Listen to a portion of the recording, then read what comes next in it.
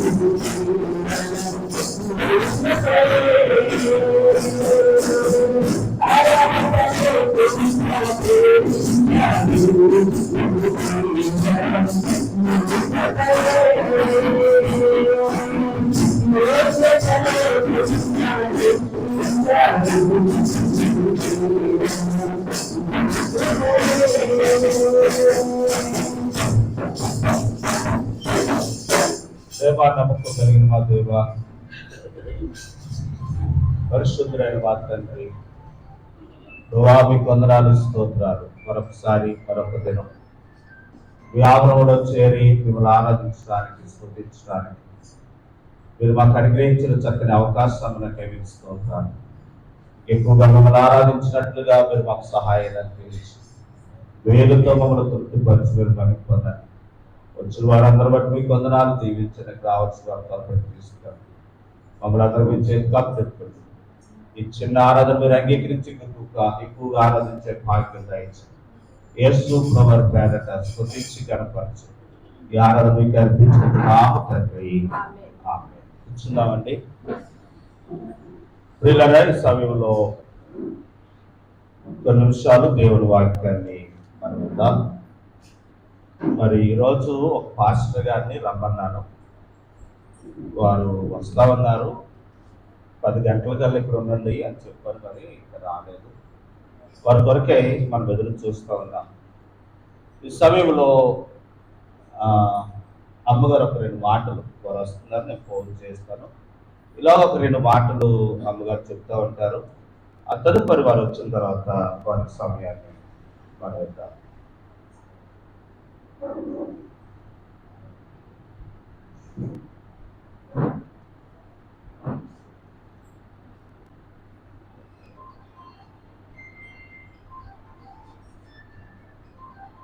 ప్రభునందు ప్రియమైన సహోదరి సహోదరులకు నా హృదయపూర్వకంగా ఉన్నానండి. ఈరోజు దేవుని స్తుతించి ఆరాధించే రోజు కనుక మనము దేవుని స్తుతించాలి. నాకు ఇచ్చిన ఈ అవకాశాన్ని బట్టి నాకు ఇచ్చిన దైవజనులకు కృతజ్ఞతాస్తుతులు చెల్లిస్తూ ఆయనకి హృదయపూర్వకంగా వందనాలు చెల్లిస్తున్నాను. కేవలము నీ కృపే. ఏమని పాట దాక? కేవలము నీ కృపే. కృప అంటే దేవుడు ఉచితమైన కృప మనకు అనుగ్రహించాడు. మేము నా అనుభవం ఏంటంటే, నేను ఎంతసేపు మోకాళ్ళ మీద ఉంటాం. నా మోకాళ్ళు ప్రార్థన చేయకపోతే నాకు ప్రార్థన చేసినట్టు ఉండదు. కేవలం ఆయన కృపను బట్టి నాకు ఈ ఆరోగ్యం దేవుడిచ్చాడు. కాబట్టి నేను చాలా బలహీనంగా ఉన్నా కానీ అందరి మధ్యన నేను ఎంతో ఆరోగ్యవంతురాలాగా కనపడతాను. అదే దేవుని కృప. దేవుని కృప అందరి పట్ల దేవుడు మనకు అనుగ్రహించాడు. 136వ కీర్తనలో యెహోవా దయాళుడు, ఆయనకు కృతజ్ఞతాస్తుతులు చెల్లించుడి. యెహోవా దయాళుడు, ఆయనకు కృతజ్ఞతాస్తుతులు చెల్లించుడి. ఆయన కృప నిరంతరం వినుడు. దేవదేవునికి కృతజ్ఞతాస్తుతులు చెల్లించుడి, ఆయన కృప నిరంతరముండును. ప్రభువులకు ప్రభువుకు కృతజ్ఞతాస్తుతులు చెల్లించుడి, ఆయన కృప నిరంతరముండును. ఆయన ఒక్కడే మహాత్యము గల చేయువాడు, ఆయన కృప నిరంతరముండును. ఆయన కృప ఇప్పుడు ఎప్పుడు ఉండేది కాదండి, 2 రోజుల నుండి వెళ్ళిపోయేది కాదు. ఆయన కృప నిరంతరం ఉండదు, నిత్యం ఉండదు. మనం సరిపోయిన ఆయన కృప మనకు కూడా వస్తుంది. ఆయన కృప లేకపోతే మనము ఏనాడు సరిపోవలసిన వాడు. ఆయనకి కృతజ్ఞతాస్తుతులు చెల్లించాలి. ఇంకా ఈ అధ్యాయం అంతా కూడా ఆయన దయాళుడు, ఆయన కృప నిత్యముండునని. ఈ అధ్యాయం అంతా కూడా అదేనండి. నేను ఎప్పుడు కూడా ఈ అధ్యాయం చదువుకున్నప్పుడు నా తీరస్థుతిలో దేవుడు నన్ను జ్ఞాపకం చేసుకున్నాడు అన్న మాట కూడా ఇందులో ఉంటుంది. మోషే గురించి ఇందులో ఉంటుంది, ఎర్ర సముద్రం దాటినట్టు ఇందులో ఉంటుంది ఈ అధ్యాయంలో. ఇవన్నీ కూడా వారు ఎలాగ దాటారంటే, మోషే ఎర్ర సముద్రాన్ని దాటినప్పుడు ఆయన కృప ఆయన తోడుగా ఉంది. మనకు లేనప్పుడు మనల్ని ఈ స్థితిలో ఉంచాడంటే ఆయన కృప నిరంతరం ఉంటుంది. కాబట్టి మరి నేను ఆయన గురించి మనం చెప్పాలంటే ఎంతైనా సరిపోదు. మేము దేవుడు ఆయన కృప మనకి ఇచ్చారు కనుక మనము బ్రతికి ఉన్నాము. యెహోవాను స్తుతించడం మంచిది, మహోన్నతుడా నీ నామమును కనపరచుట మంచిది. ఆయన కనపరిచినప్పుడు అన్నారు, ఏమన్నారంటే నన్ను కనపరచు వారిని నేను కనపరుస్తాను, నన్ను హెచ్చించు వారిని నేను హెచ్చిస్తాను, నా యందు భయభక్తులు గల వారిని నేను ఆశీర్వదిస్తానని దేవుడు చెప్పాడు. యెహోవా యందు భయభక్తులు గలవారు ఎలాగో ఆశీర్వదించబడతారు. ఎలాగంటే నీ లోగిటి నీ భార్య పరిచు ద్రాక్షావళి వలె, నీ పిల్లలు ఒలీవ మొక్కల వలె ఉంటారని దావీదు కీర్తన 128 అధ్యాయంలో మనం చదువుకుంటుంటాం. కనుక మనం యెహోవా యందు భయము భక్తి కలిగి ఆయన త్రోవల యందు నడుస్తూ ఉంటే దేవుడు మనలను ఆశీర్వదిస్తాడు. ఆయన కృప నిరంతరం ఉంటుంది. ఈ అధ్యాయం మరోసారి చెప్పుకుందాం. ఈ అధ్యాయం పాట రూపంలో కూడా మా సుందర్శన్ గారి పాఠ పుస్తకంలో, భక్సింగ్ గారి పాఠ పుస్తకంలో ఉంది. ఆ పాట పాడుకుంటూ కూడా మనము ఆరాధించవచ్చు. ఆ పాట అంతా కూడా కృతజ్ఞతాస్తుతులు చెల్లించమనే ఉంటుంది ఆ అధ్యాయం అంతా కూడా. కనుక ఇది ఎప్పుడో మరోసారి చెప్తాను. దేవునికి మీకు అందరికీ వందనాలు, దైవజనునికి వందనాలు. ఆయన మరి పిలిచారని నాకు తెలియదు, అయితే వాక్యం చెప్పని చెప్పినప్పుడు ఈ వాక్యం చదివితే చాలనుకుని నేను నిలబడ్డాను. ఒక పాట వార్షి పాడుకుందాం. పఠింప శ్రేష్ఠ గ్రంథము బైబిలు, పఠింప శ్రేష్ఠ గ్రంథము బైబిలు, అనుదినము పఠించిన ప్రేమతోడ నడుపును, ఆ పఠింప శ్రేష్ఠ గ్రంథము బైబిలు, అనుదినము పఠించిన ప్రేమతోడ నడుపును, ఆ పఠింప శ్రేష్ఠ గ్రంథము బైబిలు. ఏం బైబిల్ అంటే ఇది? అనుదినము పఠించాలి. అందరూ చదివారా ఈరోజు? ఎంతమంది చదివారు? పఠింప శ్రేష్ఠ గ్రంథము బైబిలు, పఠింప శ్రేష్ఠ గ్రంథము బైబిలు, అనుదినము పఠించిన ప్రేమతోడ నడుపును, ఆ పఠింప శ్రేష్ఠ గ్రంథము బైబిలు. ఎంతమంది చదివారు? అసలు ఎవరు ఎస్ఐ సుందరమ్మ గారు అప్పుడు బైబిల్ అనుదినము పఠించాలి. ఈ బైబిలే మనం పరలోకానికి తీసుకెళ్తుందని కూడా ఈ అధ్యాయానికి ఇంకో పాఠం ఉంది. కాబట్టి ఇంతవరకు ముగించుకుంటున్నాను. దేవుడికి వందనాలు, మీ అందరికీ వందనాలు, దేవజనుడికి వందనాలు.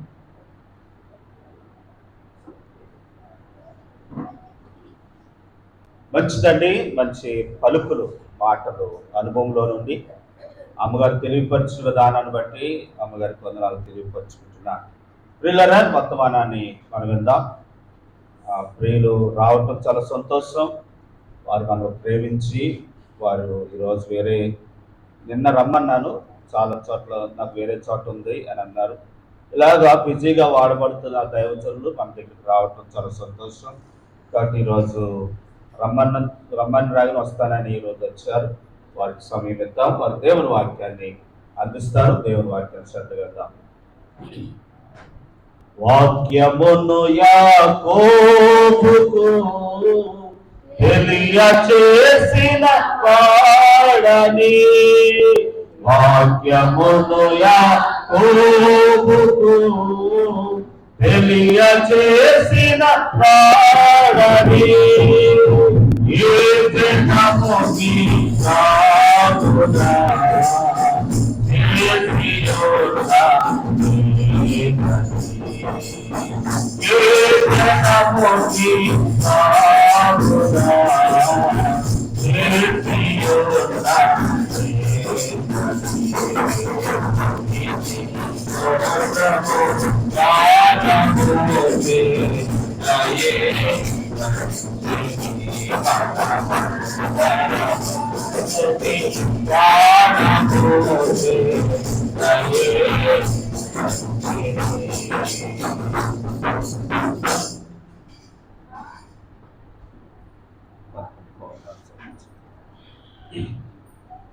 సమస్త మహిమ కనుక ప్రభావములు మన ప్రియుడును మన రక్షకుడును మన విమోచకుడైన యేసుక్రీస్తు వారి నామమునకే కలుగును గాక ఆమేన్. మరి ఈ పునరుత్థాన కాలస్తుతి ఆరాధనకు చేరికూడి వచ్చినటువంటి ప్రతి సహోదరికి సహోదరుడికి అందరికీ యేసుక్రీస్తు వారి నామంలో ప్రత్యేక వందనాలు తెలియజేస్తున్నాను. మరి నాకు ఈ అవకాశం ఇచ్చినటువంటి సంఘ కాపరి జయన్న గారికి ప్రత్యేకంగా వందనాలు తెలియజేస్తున్నాను. నా పేరు ఈశ్వరరావు. ఈశ్వరుడు అసలు పూర్తి పేరంటే ఈశ్వరుడు. నేను డిపార్ట్మెంట్లో పనిచేస్తా ఉంటాను, పోలీస్ డిపార్ట్మెంట్. నాకు సచ్చి అలాంటివి ఏమీ లేదు, కానీ ప్రేరేపణ బట్టి దేవుడు వాడుకుంటూ ఉంటాడు. అయితే నేను ఒక అన్యుడిగా కుటుంబం నుంచి వచ్చినవాడు. అన్యుడి కుటుంబం నుంచి వచ్చినవాడు. మా నాన్నగారు విగ్రహారాధకులు. ఆయన మారి తర్వాత మేము మారి ఆయన మారి మొన్నే 92 ఏళ్ల వయసులో తిరుగుతూనే ఆయన చనిపోయారు మా నాన్న. కాబట్టి ప్రియ సహోదరి సహోదరుల, దేవుడు ఇలా మారిన వారిని ఎక్కువగా వాడుకుంటాం. ఇలాగా మారిన వారిని ఎక్కువగా వాడుకుంటూ ఉంటాడు, ఎక్కువగా ఆశీర్వదిస్తూ ఉంటాడు. ఎందుకంటే మారు మనసు అంటే ఆయనకి మారు మనసు పొందిన వాళ్ళు అంటే చాలా ఇష్టం, చాలా ఇష్టం. ఈ ఉదయకాల సమయంలో కానీ చాలామంది మారాను అనుకుంటాం, కానీ మళ్ళీ పాత రోత జీవితాల్ని జీవిస్తూ సగమెట్టు జీవిస్తూ ఉంటాం. అలాంటి వాళ్ళని దేవుడు పట్టుకోడు. మనము ఉంటే చల్లగలది లచ్చగా నిలువెచ్చిన స్థితిలో దేవుడికి పనికిరాం. మనము తెలుసో తెలియకో అన్ని జీవిస్తూ అందరము పాపమే. ఈ పాపం కాడ మాత్రం అందరం సమానమే. అందులో ఒక గొప్ప లేదు, ఒక హిందూ ముస్లిం క్రిస్టియన్ ఎవరైనా సరే అందరము ఏ భేదము లేదంట, అందరము పాపులని పాపం చేసి దేవుడు అనుగ్రహించు మహిమను పొందలేకపోతాం. కానీ దేవుడు ఏం చేశాడంటే తన కుమారుని పంపించి ఆ పాపాన్ని తీసివేయించి మళ్ళీ మనకు ఒక అవకాశం దయచేసాడు. మరి ఆ గొప్పను పొందుకున్న తర్వాత, ఆ రక్షణ మనము పొందుకున్న తర్వాత ఎలా జీవించాలంటే క్రీస్తులాగా. ఎలా జీవించాలి? క్రీస్తులాగా. ఇది నువ్వు మనిషిలాగా ఎంత గొప్పవాడు అయినా మళ్ళీ పాత రోత జీవితానికి వెళ్తా ఉంటావు. చూడండి, మోషే గారి గురించి దేవుడు ఏం చెప్పాడంటే, ఈయన నా ఇల్లంతటిలో నమ్మకస్తుడు అన్నాడు. ఈ భూమి మీద అందరికంటే సాత్వికుడు అన్నాడు. ఏమన్నాడు? ఈ భూమి మీద అందరికంటే సాత్వికుడు ఎవరంటే మోషే గారు. అందరికంటే నమ్మకమైన వాడు ఎవరంటే మోషే గారు.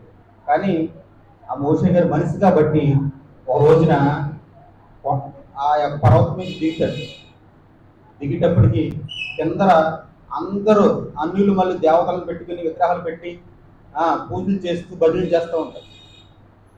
ఆయనకి చూడండి, నమ్మకస్తుడు, భూమి మీద అందరికన్నా సాత్వికుడు, పాపం వచ్చి ఆ రాయిని నేలనేసి కొట్టాడు.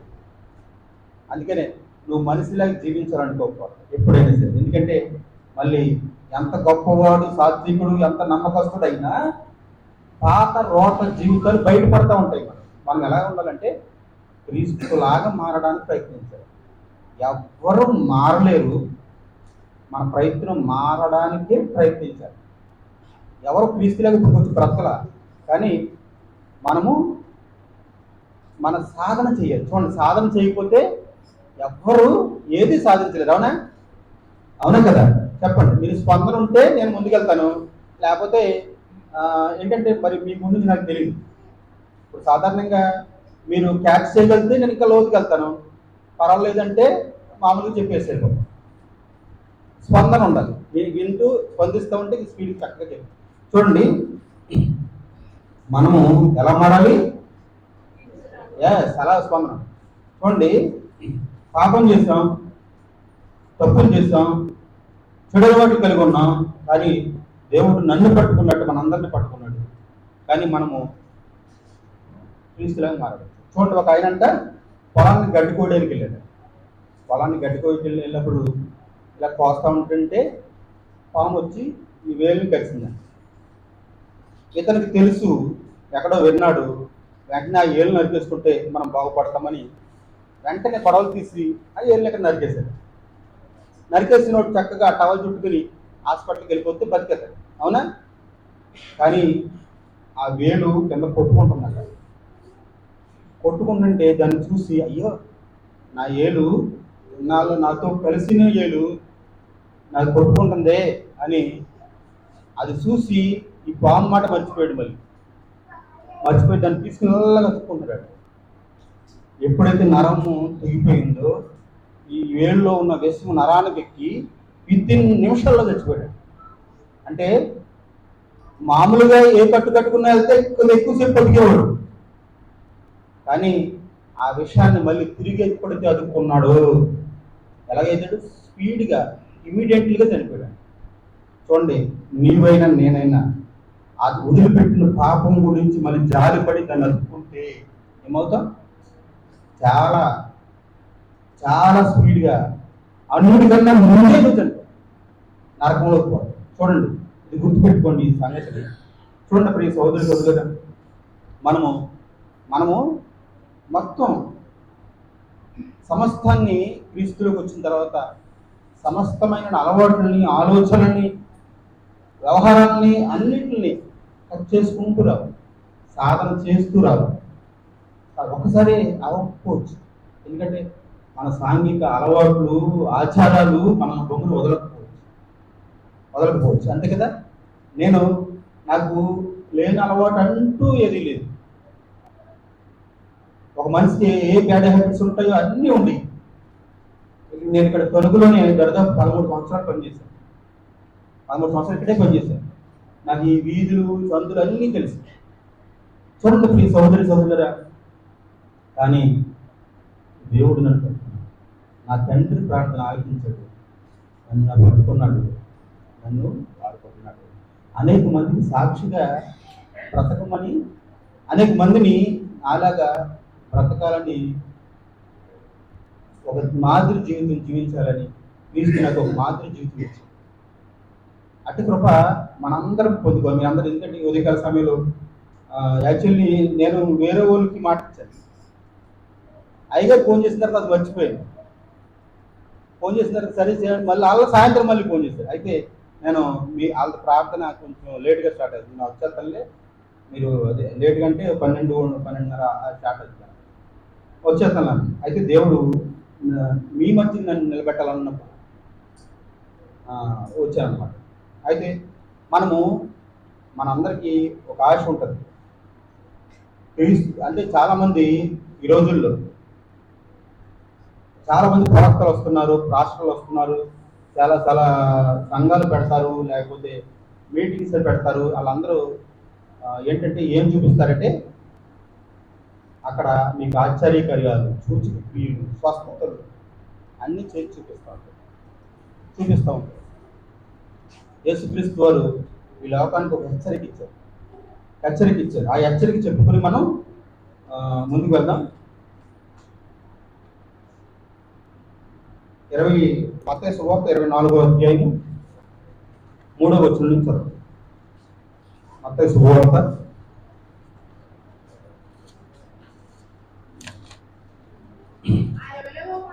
కూర్చుండినప్పుడు ఆ, శిష్యులైన వద్దకు యథార్థముగా వచ్చి ఆ, ఇవి ఎప్పుడు జరుగును?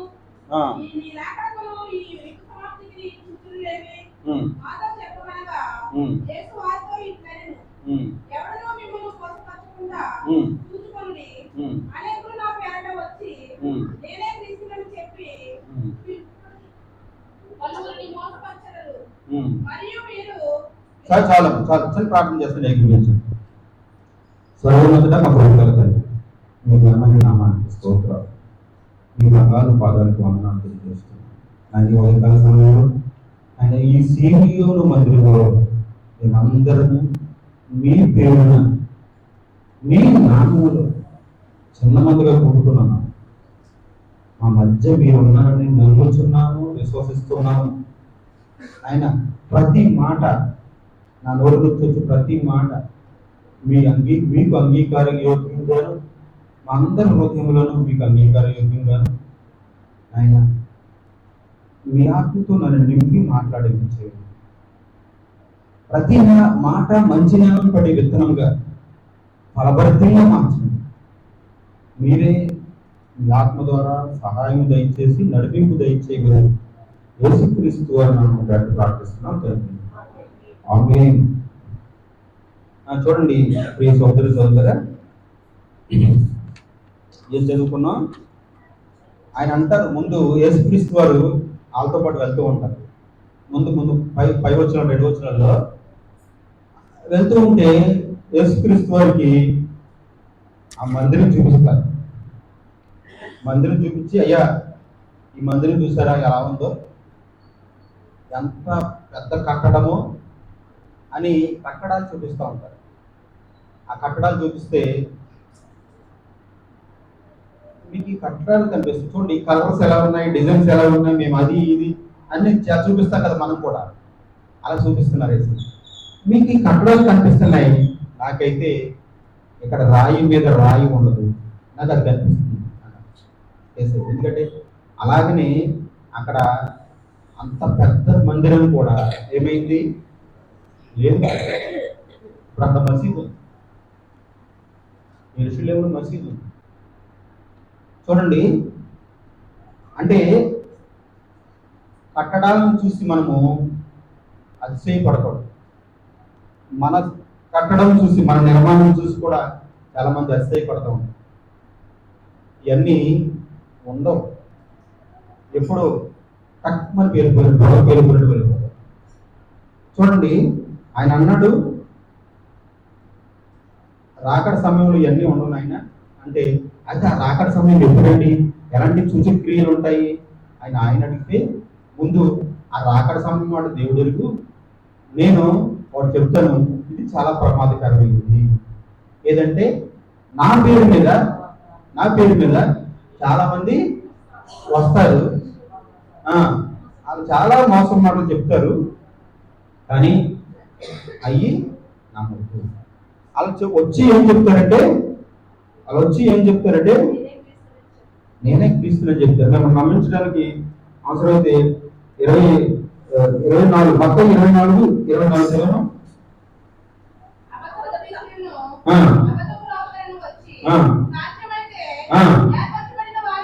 ఏర్పరచబడిన అంటే రక్షణ పొంది క్రైస్తవ జీవితం జీవిస్తున్న వారిని సైతం మోసపరచుటకై గొప్ప సూచక క్రియలను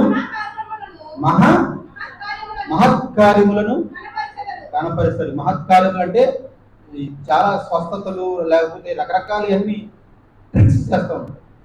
అవన్నీ యేసుక్రీస్తు వారి పేరున చేస్తారు. ఈ రోజుల్లో చాలా మంది ఫంక్షన్ హాల్లోనూ వాటిలోనూ పెడతారు. నిజంగా నీ మీద ప్రేమ, క్రైస్తవం మీద ప్రేమ ఉంటే ఎక్కడ పెట్టాలి? క్రైస్తవం మీద ప్రేమ ఉంటే చాలా ఊళ్ళు, చాలా దేశాలు, చాలా రాష్ట్రాలు, చాలా గ్రామాలు, దేవుని ఎరగని గ్రామాలు, దేవుని తెలుసుకోని గ్రామాలు, సువార్త వెళ్ళని గ్రామాలు కూడా ఉన్నాయా లేదా? మరి అక్కడికి వెళ్ళరే? ఆ కష్టం అక్కర్లా. ఏసీ రూమ్ కావాలి, అందరికి అనువుగా ఉండాలి. తక్కువని అక్కడ 3 లక్షలు కొడిచి పెడతాడు వారాన్ని, 30 లక్షలు వస్తాయి. అంటే ఒక ఎలా ఉందంటే ఒక బిజినెస్ అయిపోయింది. దేవుడు చెప్పాడు హెచ్చరిక ఇది. ఈ హెచ్చరికకు ఏర్పరచబడిన వారు సైతం, అంటే ఆల్రెడీ క్రైస్తవులే మోసపోతారు. మోసపోయి వెళ్తలేదమ్మా, చాలా మంది వెళ్తున్నారు. ఎవరైనా వెళ్తారు, అక్కడ కూడా వెళ్తారు. ఎందుకంటే మనకు ఆశ, వెళ్తే అక్కడ ఏదో పొందుకుంటాము. నిజంగా నువ్వు పొందుకుంటే ఎక్కడికి వెళ్ళక్కర్లా. నీ మందిరం ముందు దేవుని ఏర్పాటు చేసిన మందిరము, నీ కాపరి ప్రయాసపడి ప్రారంభాల్సి నీ కోసం నిత్యము ప్రార్థిస్తూ ఉంటాడు. వాళ్ళు వారానికి ఒకసారి వచ్చి నువ్వు ఎవరో కూడా తెలియదు. అవునా? అంటే మోసపుచ్చడానికి క్రీస్తుని పోరు జీవించే సంఘాలు, లేకపోతే కాపర్లు, లేకపోతే ఇలాంటి అబద్ధ ప్రవక్తలు ఎక్కువైపోయారు అంటారు. చాలా జాగ్రత్తగా ఉంటారు. చూడండి, మనం అలాంటివి పడిపోకూడదంటే ఒకటి చెప్తాను. అలాంటివి పడిపోకూడదంటే ఒకటి చెప్తాను. మీరు నకిలీ నోటు, మంచి నోటు చూపించారనుకోండి, ఆ రెండింటికి తేడా తెలియాలంటే ఏం చేయాలి? నకిలీ నోటుకి మంచి నోటుకి తేడా తెలియాలంటే ఏం చేయాలి? అసలు మంచి నోట్లు ఏమేమి ఉంటాయా, మంచి నోట్లు ఎక్కడెక్కడ ఏమేమి ఉంటాయా, ఇది తెలియదు. అవునా? అప్పుడు నకిలీ నోటుని కనిపెట్టగలరు.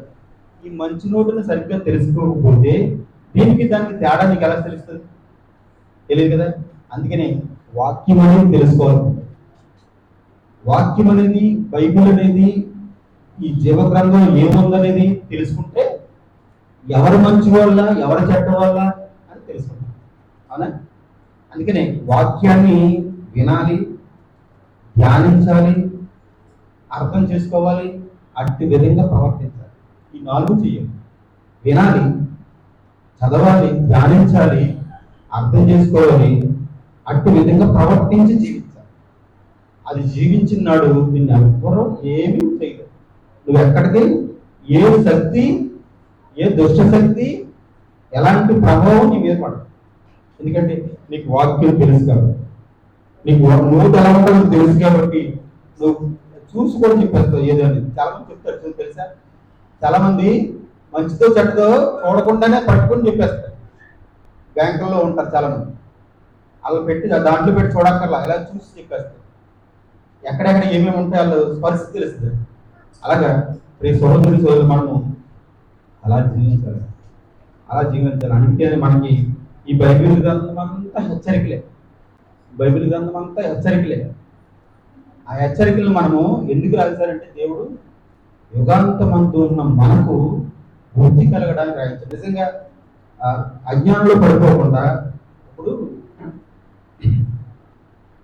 ఇప్పుడు 2వ రాజుల గ్రంథంలో ఒక మాట ఉంటుంది. 2వ రాజుల గ్రంథము 6వ అధ్యాయము 8 నుండి 10 వరకు చదివితే మీకు అర్థమవుతుంది. అక్కడ సిరియా రాజు ఒక ఆయన ఉంటాడు. ఇశ్రాయేలు రాజు మీద చదువు నాకు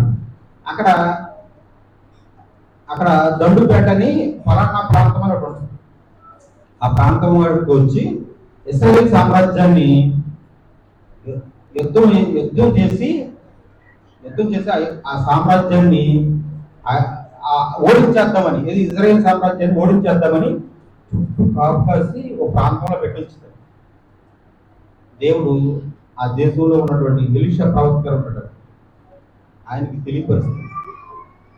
ఆయన ఏం చేస్తాడంటే ఇజ్రాయేల్ రాజుకి చెప్తాడు, అయ్యా మన రాజ్యం మీదకి సైన్యం పొంచి ఉంది, ఆ సిరియా రాజు తన ప్రాంతంలో సైన్యాన్ని మోహరించి ఉన్నాడు, జాగ్రత్త చెప్పాడు. హెచ్చరిక ఇచ్చాడు. హెచ్చరిక చుట్టూ గుర్తుపెట్టుకోండి. ఆ హెచ్చరికను అతను తృణప్రాయంగా తీసే వెంటనే అవునా కాదని ఒక ఇద్దరిని పంపించి ఎంక్వైరీ చేసుకున్నాడు. ఎంక్వైరీ చేసుకునేటప్పుడు ఉన్నారు, ఇలా జాగ్రత్త పడి ఎలక్ట్ అయిపోయారు. ఎలక్ట్ అయిపోతే వాళ్ళు పారిపోయారు. ఇలాగా మీరు చదవండి, అక్కడ 10వ వచనంలో ఉంటుంది. ఒకసారి 2 సార్లు కాదు, చాలా సార్లు యుద్ధానికి వచ్చి అక్కడ మోహరించి ఇలా ఎలక్ట్ అవ్వడం చూసి పారిపోతూ ఉంటారు. ఎందుకంటే ఈ ఇశ్రాయేలు రాజు హెచ్చరికకు లోబడ్డాడు, దేవుని మాటకు లోబడ్డాడు, అంగీకరించాడు, వెంటనే ఎలక్ట్ అయ్యాడు. అలాంటి మెలకువ నువ్వు కూడా కలగాలి. ఎందుకంటే నిన్ను ఎప్పుడు సాతాను పోషించడానికి చూస్తాడు. ఈ వాక్యం అనే హెచ్చరికలు నీకు పాటిస్తే గొప్పలు ఎప్పుడు అపాసుకోలేవు. నువ్వు ఎప్పుడు వాళ్ళు ఇజ్రాయేల్ రాజు క్షేమంగా ఉన్నాడట. మీరు అక్కడ చదువుతూ ఉంటారు, అందరూ క్షేమంగా ఉన్నారట. ఎందుకంటే సాతాను అంటే శత్రువులు పొంచి ఉన్న వీళ్ళు ఎలర్ట్గా ఉన్నారు కాబట్టి అందుకని చూడండి ప్రియ సహోదరులారా, మనము గద్దింపుకు లోబడ, హెచ్చరికకు లోబడ. ఇజ్రాయేల్ రాజు ఆ హెచ్చరికకు లోబడ్డాడు కాబట్టి. చూడండి, ఏలియా అని ఒక ప్రవక్త గారు ఉంటారు, తెలుసు కదా ఏలియా గారు. ఆయన అహాబు అనే రాజుకి అంటాడు, నువ్వు అహాబు అనే రాజు ఎలాగ సిరియా రాజ్యం మీదకి వెళ్తా ఉంటాడు. యెహోషాపాతు రాజు తీసుకుని వెళ్తా ఉంటాడు. ఏలియా అంటాడు, నాయన నువ్వు వెళ్ళొద్దు, వెళ్తే కానీ నువ్వు చనిపోతావు అని చెప్పి మొక్క మాటలే అని చెప్తాడు. ఎందుకంటే అతని భార్య యెజబెలు చాలా ప్రమాదకరమైన వాళ్ళు అంటారు. వాళ్ళ దగ్గరికి వెళ్ళి చెప్పే మగవాడు మనగాడు ఎవరు లేడు, ప్రవక్త ఎవరు లేడు. కానీ ఎలియా గారు వెళ్ళి చెప్తాను, నువ్వు వెళ్తే ఆ ఇద్దరు నువ్వు చనిపోతావని ప్రకటిస్తాడు. చెప్తే హెచ్చరిస్తాడు, కానీ ఆ హెచ్చరికని పక్కన పెట్టి చాలా మంది ప్రవక్తలు అడుగుతాడు, అన్ని దేవత ప్రవక్తలు. వాళ్ళందరూ ఆ వెళ్ళి పర్లేదంట, మేము ఎందుకు నువ్వు వెళ్ళి నీకు ఆ చేస్తాం ఈ చేస్తాం, నీకు శాంతులు చేస్తాం, హోమాలు చేస్తాం, పూజలు చేస్తాం, అవి చేస్తాం అని వెళ్ళి నీకు ఎందుకంటారు. కానీ ఏలియా గారు మాత్రం వెళ్ళొచ్చు. ఆయన ఏం చేశాడంటే అక్కడికి డౌట్ వచ్చి యెహోషాపాతు రాజుని తన సింహాసనం మీద కూర్చోబెట్టించి ఇతను మారు వేషం వేసుకుని రాజు అయి ఉండి బొడ్డు వేషం వేసుకుని ఆ యుద్ధానికి వెళ్తాడు. కానీ ఒక బాణం వచ్చి ఇతను ఎక్కడో కూర్చున్నప్పుడు తగిలి చనిపోతాడు. ఎందుకంటే ఇతను హెచ్చరికకు లోబడాల. చూడండి, ఈ హెచ్చరికలు కానీ లోబడకపోతే ఎంత గొప్ప రాజు అయినా, ఎంత గొప్ప మనిషి అయినా, ఎంత గొప్ప ధనవంతుడైనా, ఎంత గొప్ప పేరు ప్రత్యేకతల వాడైనా, ఎంత రాజు అయినా, ముఖ్యమంత్రి అయినా, ప్రధానమంత్రి అయినా కూలిపోవలసిందే, పతనమైపోవలసిందే. చూడండి, అసలే ఇతను బొడ్డుడేసి వేసుకెళ్ళాడే, రాజుగా వెళ్ళా, బొడ్డుడేసి వేసుకెళ్ళాడు. రాజుగా ఆ సింహాసనం మీద, ఆ రథం మీద ఆ యెహోషాపాతు రాజును కూర్చోబెట్టాడు. కానీ రానే వచ్చింది. నేను అంటాను, ఆ బాణం దేవుడు ఇచ్చాడు. ఎందుకంటే ఇతను ఎక్కడ కూర్చున్నవాడికో కూడా వెళ్ళి తగిలి నిజంగా సాయంత్రం దాకా కొట్టుకుని ఆ రథం అంతా రక్తమై ఆ రథాన్ని అడుగుకుంటూ వచ్చి కుక్కలకి ఇవన్నీ చేసింది. ఒక రాజుగారు బ్రతుకాగైంది. చూడండి ప్రియ సోదరురా, అలాగే హెచ్చరికకు లోబడితే ఇజ్రాయేల్ రాజు లేక క్షేమంగా ఉంటాం మనమందరం. హెచ్చరికలు మనం పాటించే వారికి ఉంటాం. చూడండి, దేవుడు హెచ్చరిక ఏమి ఇచ్చాడంటే, నీవు నా నామములో రకరకాల ప్రవక్తలు ఉన్నారు. చూడండి, హెచ్చరికకు మీరు రోజు వస్తారు, పాస్టర్ గారు నీకు ఎన్నో హెచ్చరికలు ఇస్తూ ఉంటారు. అవునా? అవన్నీ ఇలా వదిలిపెట్టి అలా వదిలేసావా? చూడండి, రోడ్డు అంటే వెళ్తున్నామండి. మనం వెళ్తుంటే ఇక్కడ ఒక సిగ్నల్ ఉంటుంది, ఏంటంటే ఇలా రైట్ తీసుకో, అదే రోడ్డు మరమ్మతులు ఉన్నాయి, గండు కుట్టాము, ఏదో వంతు జరుగుతుంది అన్నట్టు సిగ్నల్ ఉంటుంది. 100 గజాల దూరంలోనే ఉంటుంది. సభ గమనించలేదు. వెళ్ళిన వాళ్ళు చాలా మంది చక్కగా క్షేమంగా వెళ్ళిపోతూ ఉంటారు. ఒక్కొక్కడు అంత సిగ్నల్ ఇచ్చి ముందు 100 గజాల దూరంలో ఇచ్చి మళ్ళీ అక్కడ ఇచ్చినా కానీ వెళ్ళిపోయి జమ్మంటే వెళ్ళిపోయి అందులోకి వెళ్ళిపోతున్నారు లేదా? హెచ్చరిక లోబడకపోతే అలాగ వెళ్ళిపోతారు. అంతా నేను చెప్తున్నాను, నీ శరీరానికి కూడా చాలా హెచ్చరికలు వస్తూ ఉంటాయి. మన శరీరంలో ఏదైనా పెద్ద రోగం వచ్చిందనుకున్న హెచ్చరిక వస్తుంది. మీరు గమనించుకోమని చాలా మంది గమనించుకోము. చూడండి, ఇప్పుడు నాలుక ఉందండి, మన నాలుక, ఈ నాలుక అప్పుడప్పుడు మన పళ్ళలో కొంచెం పడిపోతుంది అనుకోండి, పళ్ళలో మన నాలుక మనమే కరిచేసుకుంటాం అనుకోండి, నీకు ప్రాణాంతకమైన రోగం రాబోతుంది. నువ్వేదో చాలా పెద్దమైనటువంటి అవయవం మీద దెబ్బతినేస్తుంది అనుకో. చూడండి, అలాగా చూడండి, కళ్ళు ఖర్చు పడిపోతే ఒక రోగం, తల బాగా ఊడిపోతుంది ఒక రోగం, ఇలాగా చాలా రకరకాల రోగాలు ఉన్నాయి మనకి. చుట్టురాలిపోతున్నా చెప్పాలంటే చాలా చెప్పగలను. అలాగా సిగ్నల్ ఇస్తూ ఉంటుంది మన రోగం, మన శరీరం హెచ్చరిక ఇస్తూ ఉంటుంది. దానికి లోపడపోతే ఏమవుతాం? కాళ్ళకి ఎలా స్ట్రైట్కి వెళ్ళిపోయి అందులో పడిపోయినట్టు పడతాం, స్ట్రైట్గా పడిపోతాం. చూడండి ప్రియ సోదరులు, మనం మాత్రం ఎలా ఉండాలంటే క్రీస్తుని ప్రేమించేవారుగా ఉండాలి.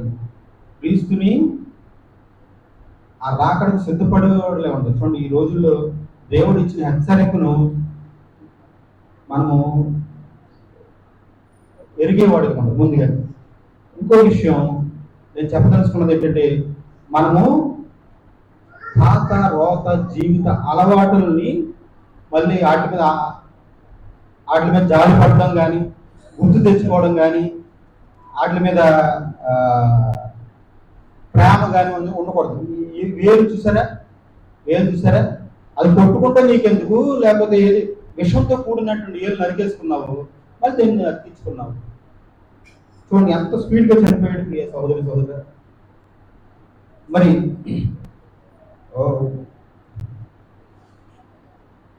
ఒక మాట చూపిస్తాను. ప్రైజ్లో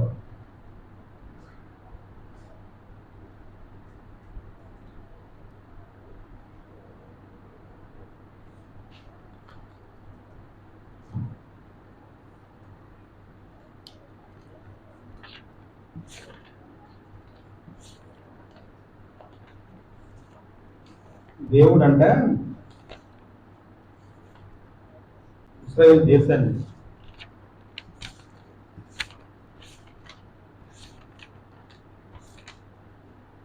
మనలో ఉన్న చాలా మంది చేస్తూ ఉంటాం కదా, చెప్తాను.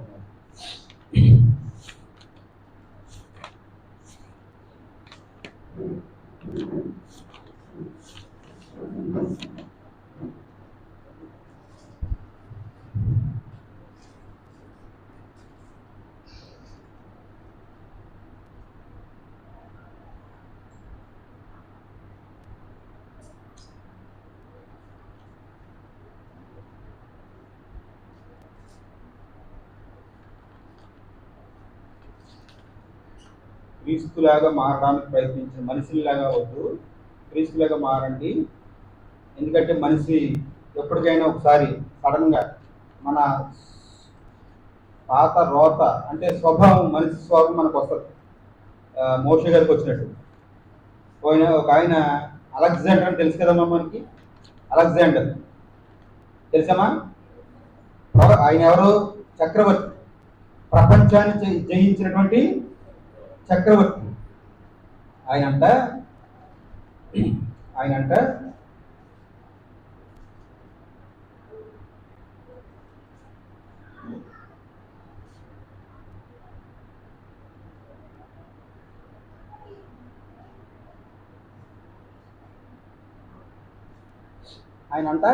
అలెగ్జాండర్ ఎలా ఉంటాడో అందరిని అలా ఉండమని కూడా అంటాడు.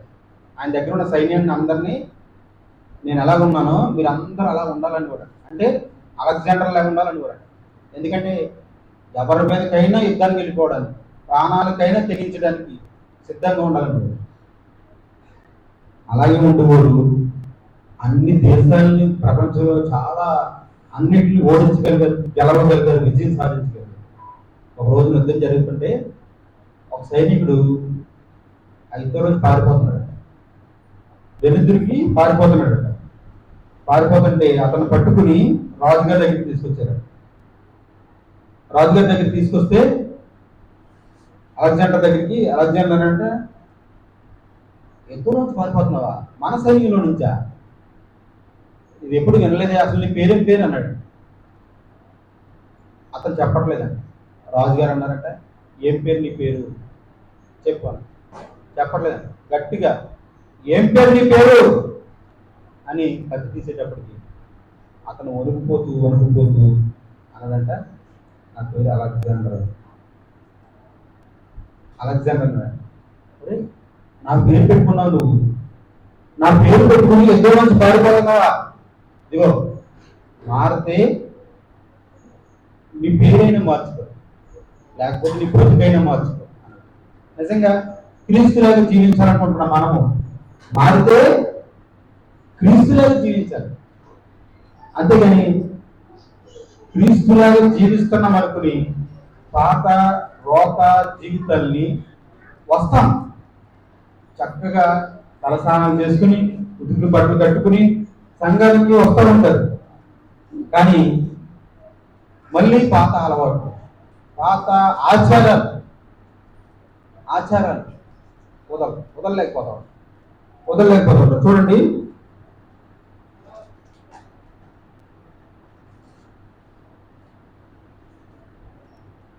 నాభి సూత్రం అంటే తెలుసా కదమ్మా? నాభి సూత్రం అంటే తెలుసా ఎవరికైనా? నాభి సూత్రం తెలుసా? నాభి సూత్రం అంటే బొడ్డుతో అంట తెలుసా?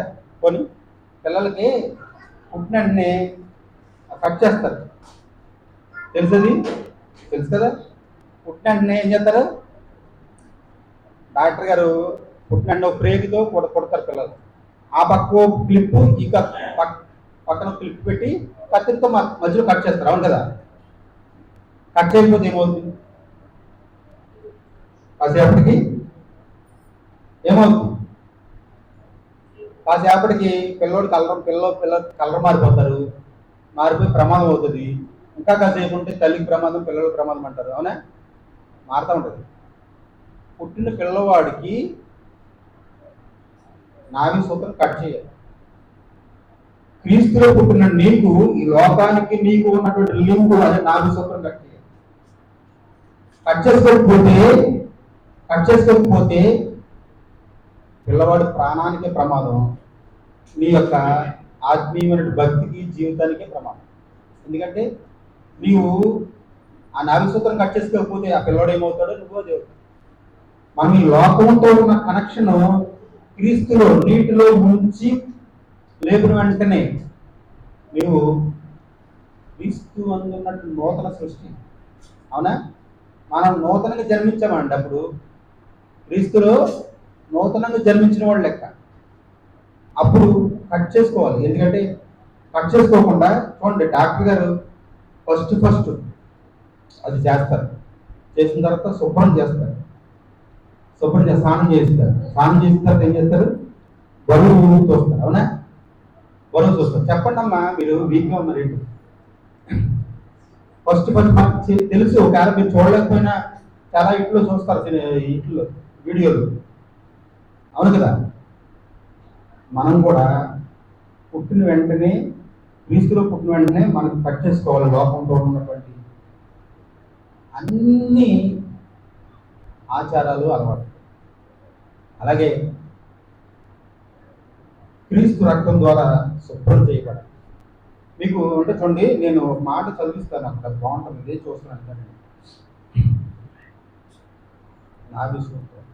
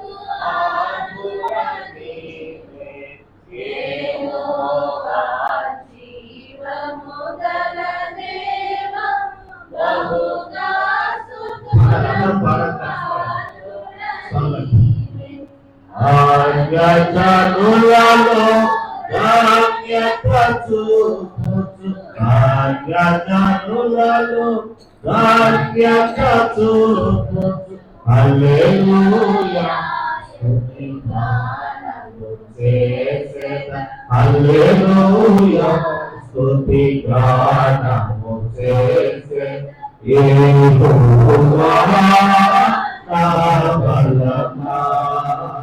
యథార్థమైనది మార్గం, పరిపూర్ణమైనది మార్గం. హల్లెలూయా. చూడండి, యెహెజ్కేలు గ్రంథం 16వ అధ్యాయం 4వ వచనం. యెహెజ్కేలు గ్రంథము 16వ అధ్యాయము 4వ వచనం. నీ జనన ఆ. చూడగా నీవు పుట్టినవాడు నీవు పుట్టిన నాడు నా నాభి మాత్రము నీ నాభి సూత్రము కోయబడలేదు, శుభ్రపరచుటకు నీవు నీళ్లతో కడగబడలేదు. వారు నీకు ఉప్పు రాయకపోయింది, బట్ట చుట్టకపోయింది. అమ్మా చూడండి, ఇందాక నుంచి ఈ మాట దొరకలేదు. నీ జనన విధం చూడగా నువ్వు పుట్టిన నాడు నాభి సూత్రం పోయకపోతుంది. నిజంగా నువ్వు క్రీస్తులో పుట్టిన తర్వాత నీ నాభి సూత్రం నువ్వు కట్ చేసుకోకపోతే, ఇంకా ఈ లోకానుసారమైన జీవితం జీవిస్తే క్రీస్తు నువ్వు క్రైస్తవురాలు కాదు, నువ్వు క్రైస్తవుడు కాదు. చూడండి, ఒక ఆయన మనం పాట పాడుతాం. అని అది చాలా కాలము నేను మొన్న విన్నాను. ఆయన చనిపోయారంట, పెద్ద ఆయన. ఏం పాట అంటే అది, తడివి చూస్తే యాసావు, స్వరము వింటే యాకోబు, నిన్ను తడివి చూస్తే అని ఉండవు, నీ స్వరం వింటే క్రైస్తవు ఉండవు. చూడండి, అంటే పైకి స్వరమేమో యాకోబు, నిన్ను తీరా తడివి చూస్తే యాసావు. పైకి ఏమో క్రైస్తవుడు, నిన్ను లోపల స్కానింగ్ చేస్తే నీ అలవాట్లు, నీ యొక్క ఆచారాలు, నీ బుద్ధులు, నీ ఆలోచనలు అన్నీ అన్నిటి. పైకి మాత్రం చక్కగా తెల్లసరి కట్టుకుని తెల్ల బట్టలు వేసుకుని మరి క్రైస్తవులేక వచ్చేస్తా ఉంటాం. చూడండి, నీ జనన విధులు చూడగా నువ్వు పుట్టినాడు నాభి సూత్రము పోయబడలేదు. చూడండి, నిన్ను శుభ్రపరచుటకు నీళ్లతో కడగబడలేదు. చూడండి, నువ్వు రక్షణ పొందాలి. క్రీస్తు రక్తంతో నువ్వు కడగబడాలి. ఎప్పుడు కడగబడతావు? నువ్వు క్రీస్తులో జన్మించిన నాడు. వాక్యంతో నువ్వు ఉదక స్నానం చేయాలి. ఉదక స్నానం చేయాలంటే వాక్యాన్ని నువ్వు ధ్యానిస్తావు, దివారాత్రములు ధ్యానిస్తూ ఉండాలి. వాక్యం మీద ప్రేమ పుట్టుకు రావాలి కొత్తగా. చూడండి, చాలా మంది చాలా జాగ్రత్తగా వింటారు, కానీ కొంతమంది ఆలోచిస్తున్నారు ఏంటో. చూడండి, నేలతో కడగబడలేదు, ఉప్పు రాయకపోయిరి. చూడండి, ఉప్పు అంటే ఏంటంటే నిబంధనకు సాదృశ్యం. నువ్వు క్రీస్తుతో నిబంధన నువ్వు చేస్తావు. నువ్వు గుర్తుండవు. మనకు సాధారణంగా బాప్తిజం తీసుకున్నావు, అక్కడే మీకు పాస్టర్ గారి చేత ప్రమాణం చేస్తున్నారా? గుర్తుపడితే అవి చాలా మందికి తెలియదు. అది నిబంధన. ఉప్పు రాయకపోయింది అంటే నువ్వు నిబంధన ఉండాలి. ప్రతి క్రైస్తవుడికి మనకు గురి ఉందండి. మనకు గురి ఉంది. ఏంటో గురి? మన ఏమేంటి? క్రైస్తవుడి గురి ఏంటి? నిత్య జీవం, అంతేనా? దానికోసం మనము పరుగు పెడతాం. మళ్ళీ వెనదిరగకూడదు. పరుగు మన ఆ యొక్క గురిని ఎప్పుడు తప్పుకోదు. మన లక్ష్యం అది. ఎన్నో ఆటంకాలు వచ్చినా, అవరోధాలు వచ్చినా, శ్రమలు వచ్చినా, ఇబ్బందులు వచ్చినా ఎప్పుడు మన గురి మాత్రం మనం తొలుపుకోకూడదు దాని నుంచి. చూడండి, బట్ట చుట్టకపోయేది. ఎప్పుడైనా రక్షణ వస్త్రం, దాన్ని రక్షణ వస్త్రం అంటే మనము ఆ రక్షణ వస్త్రాన్ని మనం కవచంగా ధరించుకోవాలి. చూడండి, ఇక్కడ యెరూషలేము పట్టణం కోసం అక్కడ మాట్లాడుతున్న మాటలు ఈ రోజున మీకోసం, నా కోసం దేవుడు మనల్ని ప్రత్యేకపరిచాడు. కానీ పాత రోత జీవితాన్ని మనము ఎప్పుడైతే కట్ చేసుకోము, ఇంకా చాలా మంది మనందరము ఒక రకరకాల కులాలు ఉండొచ్చు, మతాలు ఉండొచ్చు, కానీ క్రైస్తవులు. గుర్తుపెట్టు, మనందరము క్రైస్తవులు. క్రీస్తుని పోలు జీవించేవారు. అలెగ్జాండర్ లాగైతే అన్నాడు, నన్ను పోలు జీవించాలి. నేను మార్చుకుంటే నీ పేరైనా మార్చుకో, లేకపోతే నీ బ్రతుకైనా మార్చుకో. పారిపోవడం ఏంటి? చచ్చిపోతే అక్కడే రంగంలో, యుద్ధ రంగంలో వీరమరణం పొందాలి. చూడండి, ఈ సోదరులు ఈ రాత్రి ఈ ఉదయకాల సమయంలో ఈ సత్యాన్ని మనం ఎరగాలి. ఎరిగితే మరి దేవుడు హెచ్చరికలు, ఎన్నో హెచ్చరికలు. నిజంగా ఎన్ని గద్దించిన వాడు, లోబడిన వాడు హఠాత్తుగా పోతాడు. హఠాత్తుగా చూడండి, మనం వింటున్న పాస్టర్ గారు ఎన్నో చెప్తూ ఉంటారు, ఎన్నో హెచ్చరికలు ఇస్తూ ఉంటారు. మరి రాత్రులు కూడా 40 days కూడా జరుగుతున్నాయని తెలిసింది. లెంటన్ డేస్ ఆచరిస్తున్నారు కదా, చేస్తున్నారు కదా. నిజంగా ఈ 40 రోజులు అనేది చాలా మంచిదండి. చాలా మంది వద్దంటారు, కొంతమంది కావాలంటారు. నేనేమంటానంటే ఈ 40 రోజులు నిన్ను నువ్వు పరిపక్వం చేసుకోవడానికి, నిన్ను నువ్వు పరిశుద్ధం చేసుకోవడానికి.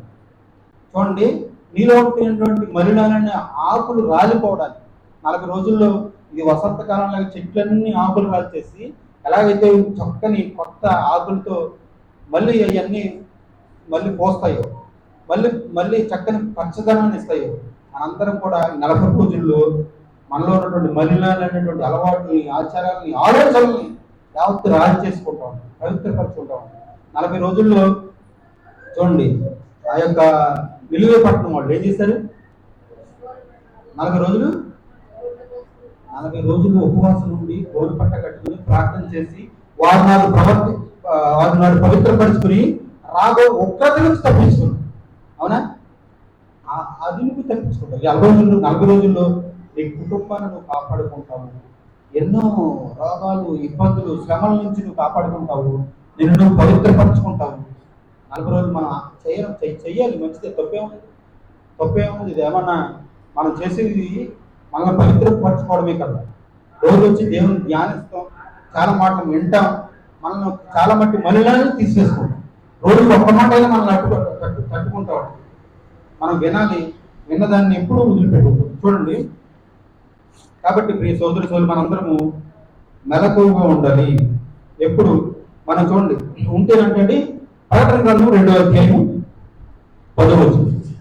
ప్రకటన గ్రంథము 2వ అధ్యాయం 10వ వచనం ముగిస్తాను. దయచేసి అందరికీ ఎలర్ట్గా ఉండండి. అమ్మా, ఇదిగో మీరు శోధించబడినట్లు అపవాది మీలో కొందరిని అమ్మా 10 దినములు శ్రమ కలుగును, మరణం వరకు నమ్మకముగా ఉండు. అదేంటి చూడండి, ఇదిగో మీకు శ్రమ శోధింపబడుటకు అపవాది మీలో కొందరిని చెరలో వేయబోతున్నారు. చెరలు అంటే జైల్లో కాదు. చెరలు అంటే హాస్పిటల్లోనూ, అవమానాల్లోనూ, ఇబ్బందుల్లోనూ, శ్రమల్లోనూ మిమ్మల్ని ఇబ్బంది పెట్టడానికి, ఎలాగోని మిమ్మల్ని దేవుడి నుంచి దూరం చేయడానికి. చూడండి, దూరం. నిజంగా చాలా మంది వారం రోజులు జ్వరం రానివ్వండి, తగ్గకపోతే సాయంత్రం దగ్గరికి పాల్పడిస్తారు. చాలా మంది గుర్తుపెట్టారు. తగ్గలేదేమో అంటే ఎలా అంటారు, ఇది అదమ్మా అంటారు. ఇది అదమ్మ సాయంత్రం దగ్గరికి వెళ్ళి. నిజంగా శ్రమ కలిగితే నిన్ను పరీక్షిస్తున్నాడు దేవుడు అని గ్రహించుకోలేకపోతుంది. నీ ప్రాణమానికి ఏమో రానవాడు దేవుడు. నిజంగా జలమత్వం ఏంటి, సాగులకు పరిగెట్టమండి, నిన్ను తొలగిపోవడానికే కదా దేవుడు ప్రయత్నించేది. సాతాను ప్రయత్నము. చూడండి అక్కడ ఎంత మంచి మాట. అపవాది మీలో కొందరిని చెరలో వేయకూడదు. చూడండి, దేవుడి నుంచి దూరం చేయకూడదు. దేవుడి నుంచి దూరం చేయాలి. శ్రమలనేవి చూపించి, మీకు ఈ వ్యాధులు బాధలు అనేవి చూపించి తగ్గకపోతే వెంటనే అక్కడ పరిగెట్టేస్తారు. విశ్వాసులే, ఏర్పరచుకోబడిన వారే సంఘాన్ని చక్కగా వస్తారు, కానుకలు బాగా ఇస్తారు, కానీ వారం రోజులకి తొలగిపోతారు. కానీ 10 దినాలు శ్రమలు వస్తాయి, లేకపోతే 100 దినాలు వస్తాయి, లేకపోతే చచ్చేదాకా వస్తాయి. కానీ ఎప్పుడైతే నువ్వు నిలకడగా, ఎప్పటి వరకు? మరణము వరకు.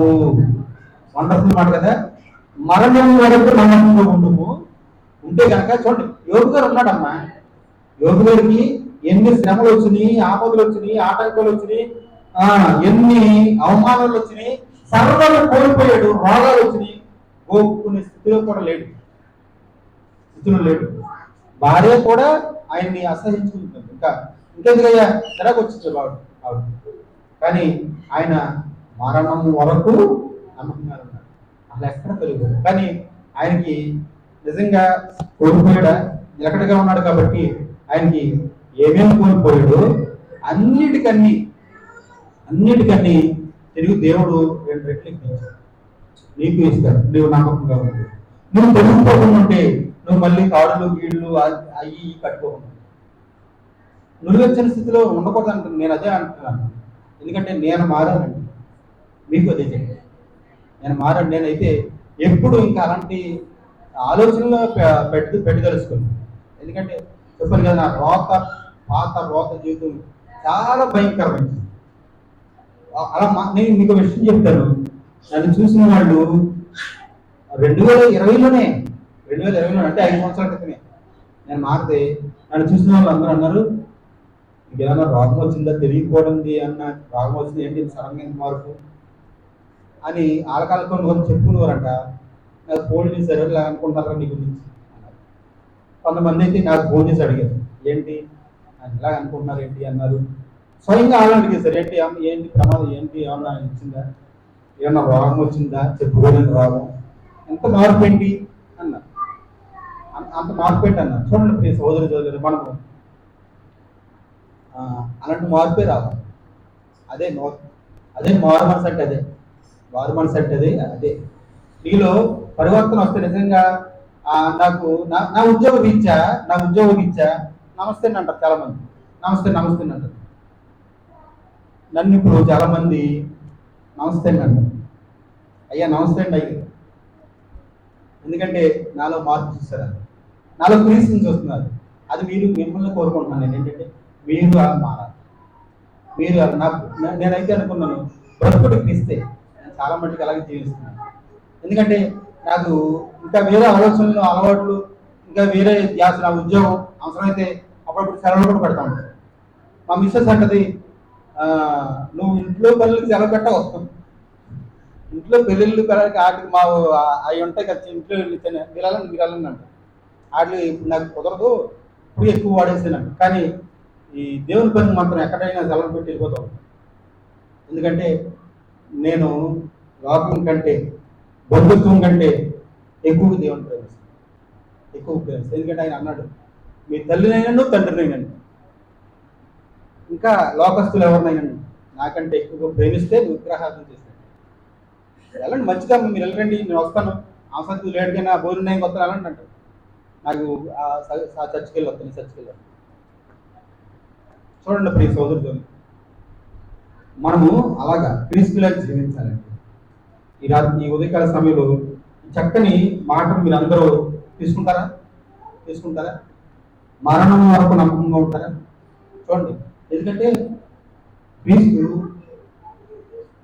మనందరికి హెచ్చరించారు.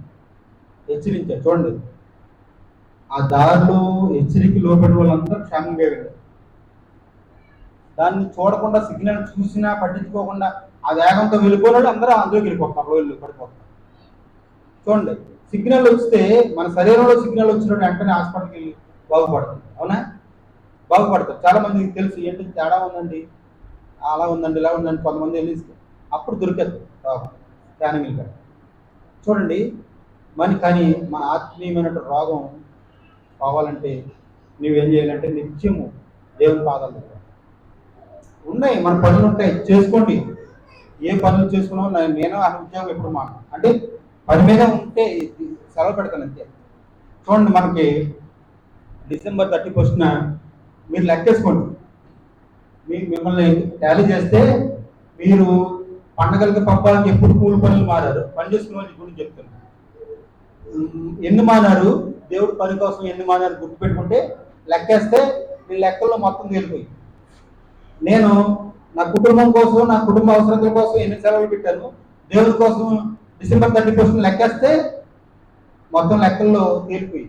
చూడండి, ఎందుకంటే ఇది బెల్షస్సర్ రాజుకి చెప్తాడు, ఒక చెయ్యి వచ్చి గోడ మీద రాస్తుంది. ఏమని రాస్తుందంటే నేనే ఉపాసన ఉంటాడు. అంటే లెక్క చూసి నీ జీవితం ముగించబడింది. చూడండి, చూస్తే ఈ సంవత్సరంలో నువ్వు దేవుని కోసం ఖర్చు పెట్టిన సమయం అంట, ఫోన్లో వాడిన సమయం, ఫోన్లో ఇప్పుడు నీ ఫోన్ తీస్తే నీ యూట్యూబ్ ఎన్ని వాడావో, ఎంతసేపు వాడో చూసావో, ఫేస్బుక్ అని చూసావో, రీల్స్ అని చూసావో, నీ ఫోన్ చెప్పదా? చెప్తుంది కదా. నీ ఫోను అవుట్ గోయింగ్ కాల్స్ ఎంత సమయం, ఇన్కమింగ్ కాల్స్ సమయం, మిగతా ఎంత సమయం చెప్పాను కదా. అలాగే 31వ తారీఖున నీ జీవితంలో దేవునికి అందించావు, సినిమాలకు అందించావు, హాస్పిటల్కి అందించావు, ఈ లెక్కలన్నీ చూస్తే దేవునికి ఇచ్చింది ఎంత ఉంటే? నిజంగా మనం అందరం గుర్తుపెట్టుకోండి, ఆదివారం మాంసాన్ని కొలిపెట్టినట్టు దేవుడికి కొలిపెట్టలేదు. ఆదివారం దేవుడు మాంసం తెచ్చుకున్నంత దేవుడికి ఇవ్వలేదు. చూడండి, ఆ లెక్కల్లో 31st లెక్కల్లో మాంసానికి ఏమో 5,000, దేవుడికి ఏమో 500 ఉన్నాయనుకోండి, ఎలా ఉంటుంది? ఆయన నువ్వు దేనికి ఎక్కువ ప్రిఫరెన్స్ ఇస్తావు అంటారు. అలాగని నేను అది తినొద్దని అంటలేదు, కానీ దేవుడికి ఎక్కువ ఇంపార్టెన్స్ ఉంది. సమయాన్ని ఉంది. నువ్వు రోజులో 24 గంటల్లో ఎంత ఇస్తున్నావు అది లెక్క చూసుకోవాలి. లెక్క చూసుకోవాలి. నేను ఫోన్ చూస్తాను, రోజుకి దరిదాపు 24 గంటల్లో నేను ఒక 16 గంటల దాకా మెలకువగానే ఉంటాను. 16 గంటల్లో 12 గంటల ఫోనే చూస్తానండి. 12 గంటల ఫోనే చూస్తాను. కానీ మీరు చూడండి, అందులో ఎక్కువ దేవుడి గురించే చూస్తాను. దేవుడి గురించి బైబిల్ గురించే చూస్తాను. నాకు కావాల్సిందల్లా ఎదుగుతాను. అంటే చూడండి, అది దేవుడి లెక్కలో ఉంటుంది, నేను చెప్పుకోవడం కాదు. చూడండి ప్రియ సోదరులు, అలాగా మనందరము ఒకవేళ లెక్క చూస్తే బెల్షస్సర్లాగా తేలిపోతావా? లేకపోతే అమ్మా క్రీస్తుని బట్టి నువ్వు క్రీస్తులాగా చక్కగా తూగుతావు. నువ్వు లెక్కలు తేలిపోయేలాగా ఉండకూడదు. ఈ ఉదయకాల సమయంలో మంచి తీర్మానం, అయ్యా నేను ఇక్కడ నుంచి నిలువెచ్చిన స్థితిలో ఉండను, దేవుని స్థితిలో నేను ఎప్పుడు లోబడేవాడిగా ఉంటాను, మారు మనసు పొందుతాను. మారి పాత రోగ మళ్ళీ చూడండి, ఆ ఏ గురించి చెప్తే నాకు అనిపించదు, పిచ్చోడరా ఆయన ప్రాణం పోగొట్టుకున్నాడు రా, మళ్ళీ ఆ పాత ఆ యొక్క విషపు యొక్క వేలు ఎత్తుకుని జీవితాన్ని పోగొట్టుకున్నాడు రా అనేది అనిపిస్తుంది. బాధ మీకు అనిపిస్తుందా?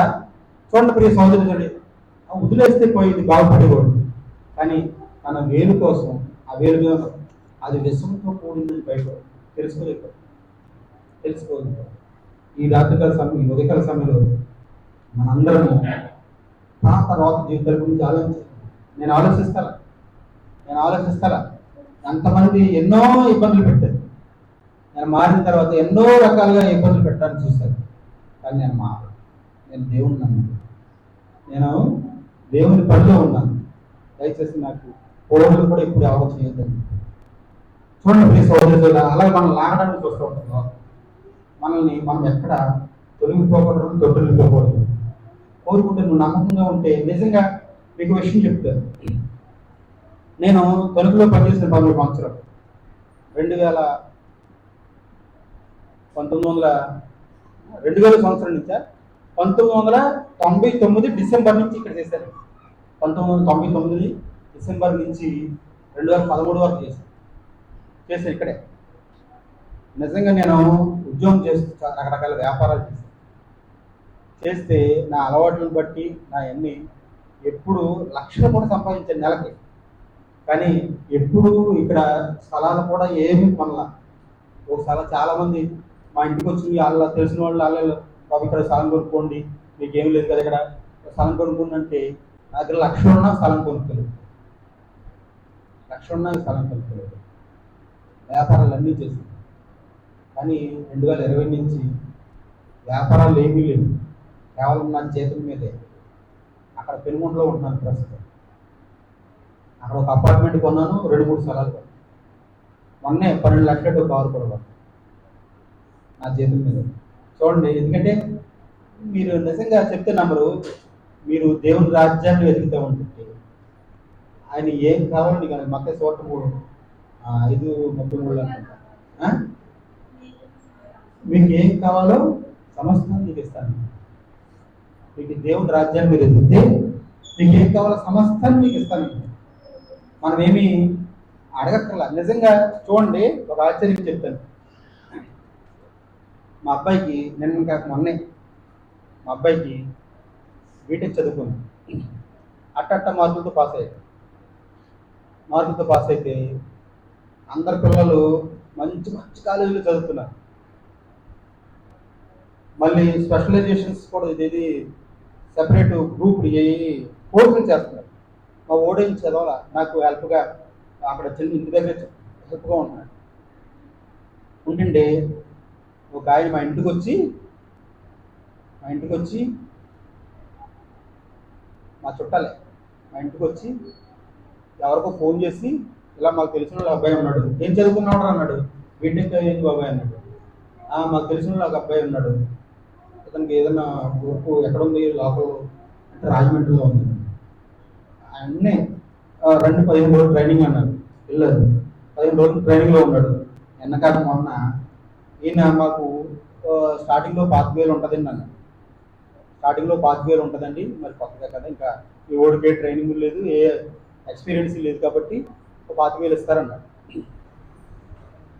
కానీ మా అబ్బాయిని చూసి, మా ఓడి 15 రోజులు మా ఓడి ప్రవర్తన చూసి స్టార్టింగ్ 40,000 రాస్తారు. దేవునామాన్ని భయంకరం 40-45 రాశారంట. చూసారా? అంటే అసలే ఇంటికి వచ్చి ఉద్యోగం ఇస్తారు ఎవరైనా? ఇంటికి వచ్చి ఉద్యోగం మొత్తం అన్ని అలవెన్స్లు ఉంటాయి, అన్ని అలవెన్స్లు ఉన్నాయి. మంచి ఉద్యోగం, చాలా మంచి ఉద్యోగం. ISP ఇంజనీర్ అంటారు, ఇంటర్నెట్ సర్వీస్ ప్రొవైడ్ ఇంజనీర్ అని ఒక జాబ్ వచ్చింది 8th తరగతిలో. చూడండి ప్రియ సహోదరి సహోదరులారా, అలా ఉంటుంది దేవుడి పనిలో మనం ఉంటే. మీరు దయచేసి మీ అందరికి రెండు చేతులకి నమస్కరిస్తూ, మా అందరము లోకానుసారమైన జీవితాన్ని జీవించడం మానేసి, దుర్గచ్చిన స్థితిలో నుంచి మానేసి, బొడ్డు తాడుని కట్ చేసుకుని నాభి సూత్రాలు మనకు ఆ లింక్ ఉండిపోతుంది. చాలా మంది ఆ లింక్ ఉండిపోతుంది. నేను ఇంకా క్రైస్తవునంటే నేను ఇంకా కొన్ని చెప్పకూడదు, కొన్ని సామాజిక అవసరతలకు లింక్ అయిపోయి ఉంటారు, ఆచారాలకు లింక్ అయిపోయి ఉంటారు. నువ్వు క్రైస్తవుడు అంతే. నువ్వు క్రీస్తు కోసం నువ్వు జీవించేవారు ఉండాలి, క్రీస్తు కోసం జీవించేవారుగా ఉండాలి, క్రీస్తు కోసం సమయం ఇచ్చేవాడుగా ఉండాలి, క్రీస్తులాగా మారడానికి ప్రయత్నించాలి. క్రీస్తుని మీకు చాతనైతేనండి చూడండి, బస్సుల్లో ఎక్కుతారు చాలా మంది. ఎక్కి పక్క వాళ్ళతోటి మాట్లాడుతూ క్రీస్తు గురించి చెప్పిన వాళ్ళు చాలా మంది చూశారు. మాట్లాడుతూ క్రీస్తు గురించి చెప్తారు ఆడలు చాలా మంది. అది చాలా మంచిది. మీకు వాక్యం తెలియక్కర్లా, బైబిల్ పెద్దగా చదవక్కర్లా. సమరయ స్త్రీని ఒక ఆవిడ ఉంటుంది. ఆవిడ క్రీస్తుని చూసింది, క్రీస్తుని గుర్తించింది దేవుడని.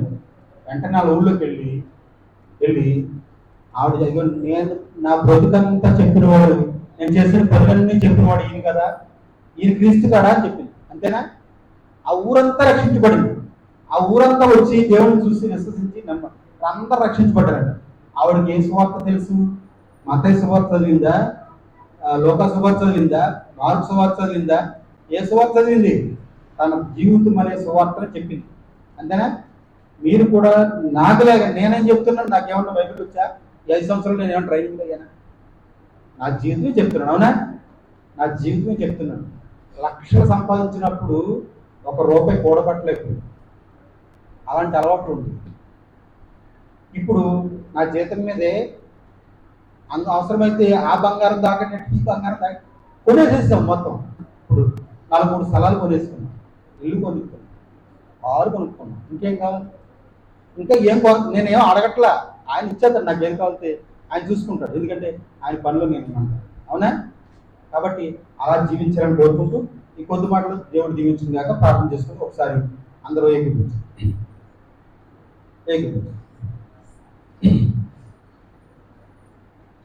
ప్రార్థన.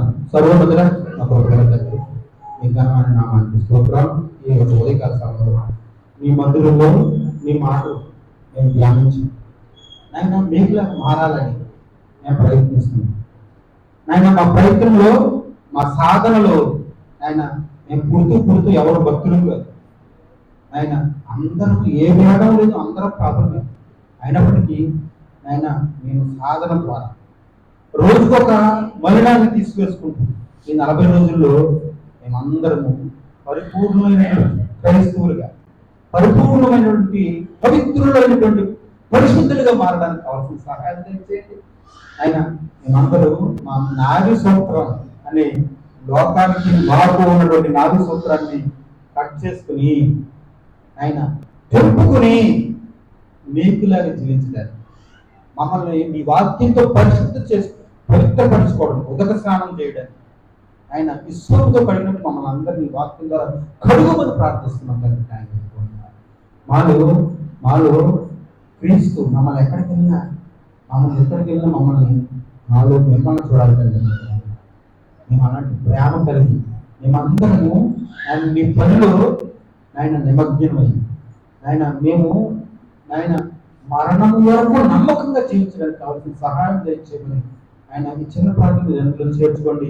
ముఖ్యంగా చేరుకూర్చున్నటువంటి పిల్లలందరినీ ఆయన మీ పరిశుద్ధ నామంలో జీవించమని ఎవరెవరు ఏ అవసరతలు అయితే కలిగి ఉన్నారో ప్రతి అవసరతని యేసుక్రీస్తు వారి నామంలో తీర్చమని ముఖ్యంగా సంఘ కాపరి గారిని వారి తల్లి గారిని ఈ కృపతో జ్ఞాపకం చేసుకుని దర్శించి సంఘాన్ని ఆయన విస్తరింప చేయమని, ఈ సంఘాన్ని బలపరచమని, ఈ సంఘం మీద ఈ మందిరం మీద నీ హస్తము నీ కనుగొని నిత్యం ఉంచమని యేసుక్రీస్తు వారి నామం పేరు ప్రార్థిస్తున్నాం తండ్రి. ఆమేన్. అందరికీ వందనాలు. Praise lord.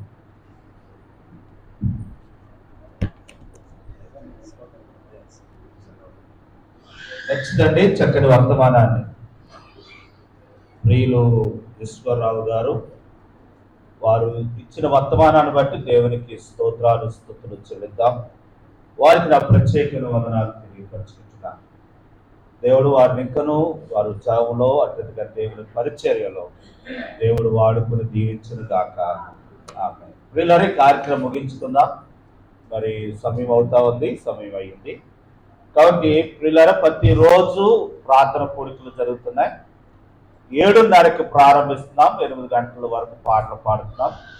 ఆ తదుపరి ఆరాధన వర్తమానాన్ని మనం వింటూ ఉన్నాం. కాబట్టి ఇంతవరకు వస్తున్న వారందరికీ వందనాలు, మిగిలిన వరకు రావాలని మనం చేస్తూ ఉన్నాం. మరి ప్రభు చిత్తమైతే ఈ వారంలోనే వెనకాల క్లాత్ వేయిద్దామని అనుకున్నాం, పని అవ్వలేదు.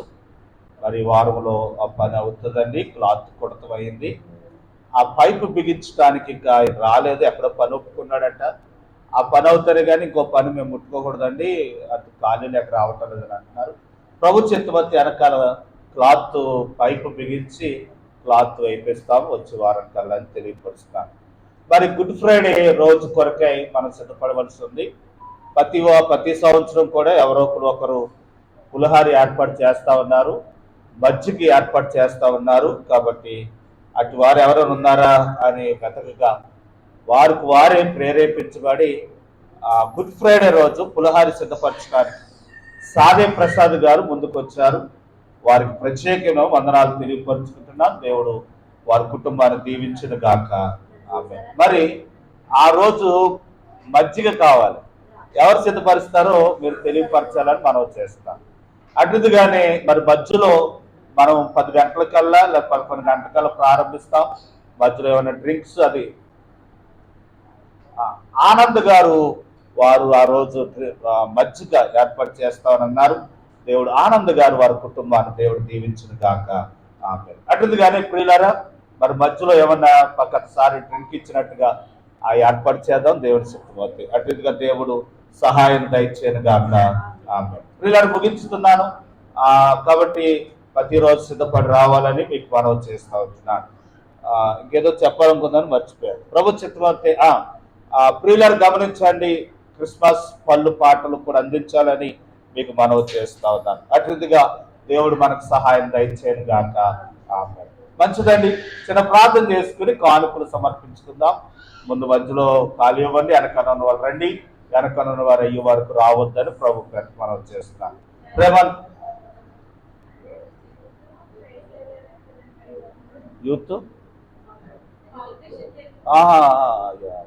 యూత్ క్రిస్మస్ కి ప్రైజ్ ఈస్టర్కి ఇస్తాను అమ్మా. వారికి ఇస్తామా? 5 ఎంతమంది ఉన్నారు వారికి ఏదో అనుకొని వారికి బహుమానాలు ఇస్తాను. ప్రభావ మీకు కొందరాలు ఇంతవరకు సహాయపడ్డారు. మిగిలిన సమయం దేవుని కనుక చేసి మహిమ పొందమని యేసు నామములో ప్రార్థించి అడిగి పెట్టుకుంటున్నాము తండ్రి. మంచిదంటే మనందరూ లేచి నిలబడి ఒక పాట పాడుతూ ఉంటుండగా కానుకలు సమర్పిద్దాం. ఉద్యమంగా సంతోషంగా ఉన్న ఒక పాట ఎవరు పాడతారు? ఒక కీర్తన అందరూ కలిసి పాడదాం. ఘనమైనవి నీ కార్యములు నా ఎడల, స్థిరమైనవి నీ ఆలోచనలు నా